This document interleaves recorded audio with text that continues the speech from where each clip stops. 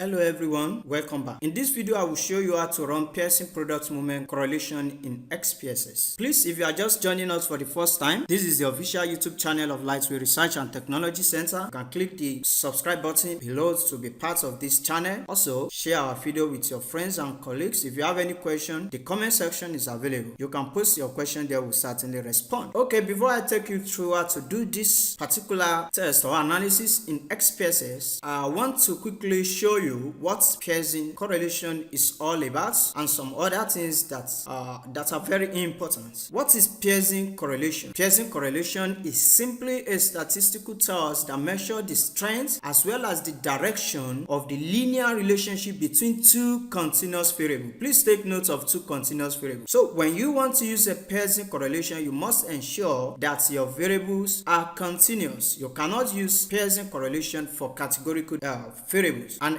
examples of continuous variables are height, weight, income, rent, house studies, exam score, and so on and so forth. So you can use Pearson correlation to check the direction as well as the strength of the linear relationship between height and weight, income and rent, house studies, and exam score. So if there is an hypothesis that says that there is a positive relationship between the hours a student studies and what he or she will score in an exam, then you can write a paper on that and make use of Pearson correlations to check for the relationship. So the result of Pearson correlation is often known as R, which is correlation coefficients, and it ranges from -1 to +1. You cannot see 2, cannot see 3. It is between -1 and +1. And when you see minus, it means that there is a negative relationship. Don't forget, Pearson correlation focus on the linear relationship. So it tells us whether the relationship is negative or positive. It also tells us whether the relationship is weak or strong or moderate. So it is possible you have any of these three scenarios. When you have +1, it means a perfect positive relationship. So you can have less than 1, which is also positive. And when you have -1, it means a perfect negative relationship. So a situation whereby the value is 0 simply tells you that there is no relationship between the two variables. Of course, it is always rare to find 0 or to see 0. You can see something close to 0, but it is always rare for 0 to appear in that particular result box. What is common is between 0 and 1, or what we have. There are certain assumptions that you must check for before making use of Pearson Product Moment Correlation, which I will revert to henceforth as Pearson. The first assumption is linearity test. You must check whether the relationship between the two variables is linear or not. We have uploaded video on this channel on how to check for linearity in SPSS. So please check our channel, go to the SPSS playlist and look out for a video on how to check linearity or how to do linearity tests in SPSS. The next assumption that you need to check for is scale of measurements. This one is something that you inspect. I said earlier that Pearson is used for continuous variables, not categorical variable. A situation whereby you have male, female, that is 1 or 2, you cannot use Pearson for it. There is another techniques of analysis that is dedicated to that particular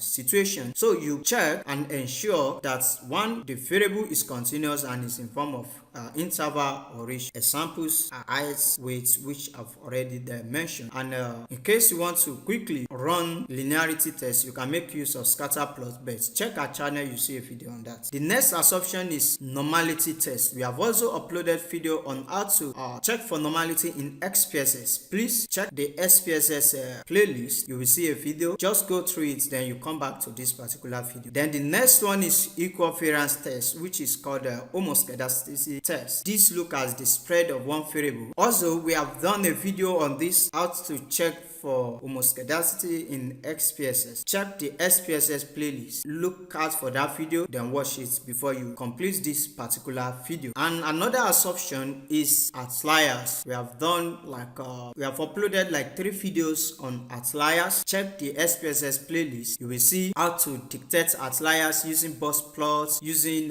Mahalanobis distance, and so on and so forth. So please check for the videos in this SPSS playlist. Watch watch all the videos, then you come back to this particular video tutorial. Now the question you may want to ask is what if any of these assumptions is violated? For instance, your variable is not continuous, or you notice that your data are not normally distributed, or you notice that there are outliers in your data set. Then the techniques of analysis that you can use is spearman rank order correlation. Of course, I'm going to do another video on how to run spearman rank order correlation in SPSS, so you can check the SPSS playlist. Once it is uploaded, you will certainly see it. And also, I want to advise you that you should turn on your notifications so that anytime we drop a new video, you can be notified automatically. Then you can just go there and watch the video. So if any of the assumptions is violated, don't make use of Pearson, just use spearman rank. Now you may be bothered about the interpretation of Pearson results, but I want to tell you that the interpretation is just very straightforward. Take note, you are looking at the direction, whether it's positive or negative. Then you are looking at the strength, and that strength will be indicated by the magnitude, the value. For instance, if the R is 0.6 and you have another one that is 0.8, that means the strength of the relationship for that 0.8 is better than that of 0.6. So the strength will be indicated by the magnitude. So for instance, if you notice that your R is 0.7, it simply means that there is a strong positive and statistical significant correlation between the two variables. Let's assume that we are looking at the relationship between income and rent, and we notice after done the analysis, we notice that the value of R is 0.75. It doesn't carry the negative sign. Since it doesn't carry the negative sign, we are assured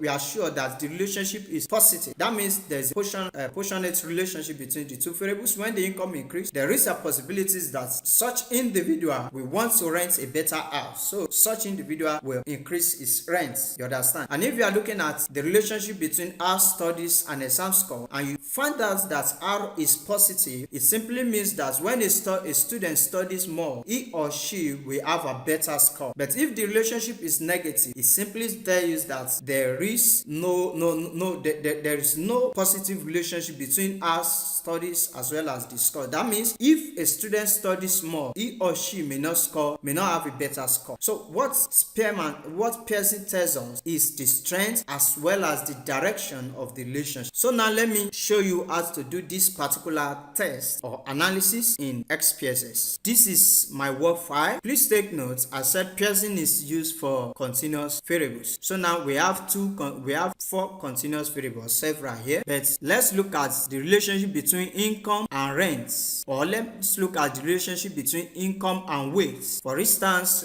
there are some people, when they earn more, they will eat better food, so it is possible they gain more weight. You understand? So when you eat better food, you look good and you may possibly gain add weight. So now let us check whether there is a positive relationship between your income and your weight. This is income and this is weight. The first thing is that the two variables are continuous. We are not going to check for other assumptions. If you are interested, just check our channel. You see videos on how to check for each of those assumptions. Then you do the test, and also you report the results in your paper or your manuscript, your thesis or your dissertation. Then once you are done with the assumptions, then you move to analyze to do this, to conduct the Pearson correlation test. You go to analyze, then from analyze you look out for correlation or correlate. Once you see correlate, you look out for bivariate. Bivariate means 2. So we are looking at the relationship between income and weight. We want to check whether an individual will add weight if he or she earn more incomes or not. So now the two variables are income, the next one is weight.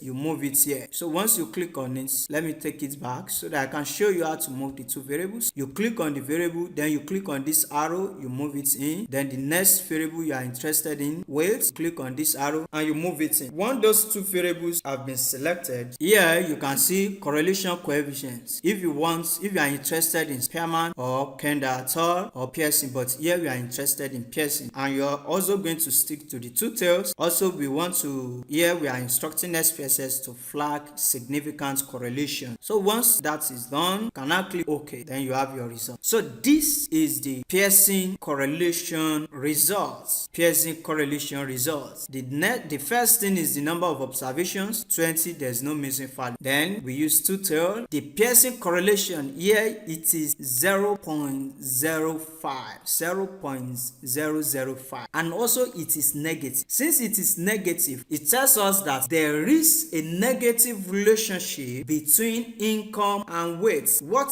it means is that when you earn more income, you will stay away from eating foods that will make you to add weight. So you will eat nourishing food. Of course, you will look fresh, but will not add weight. You understand? So that's what this is saying. That's when your income goes high, your weight will drop. And the theory behind this is just that you eat better food that will not make you to add weight. So now we are certain that there is a negative relationship. Now, to check for the strength of the relationship, you now look at the value. From here, you can see it is 0.007. So there is a weak relationship between income and weight. That's what this is telling us. There is what? A weak relationship between income and weight. Now, if your own is art studies and exam scores, you just make sure you select those tools, then you look out for, you conduct the analysis and you interpret. The interpretation is very simple and straightforward. You focus on the strength of the relationship as well as the direction. The direction will be indicated by the sign. If negative is not attached, that simply means it is positive. If negative is attached, that means there is a negative relationship between the two variables. And the strength will be indicated by the magnitudes, the value. Here we have a weak relationship because this value is very, very low. So with this, we have come to the end of this particular video tutorial, how to run Pearson correlation in SPSS. Please don't forget to subscribe to our channel if you have not joined this channel. Share our video with your friends. You can also like our video so that it will increase the visibility of our channel as well as our videos. Thank you.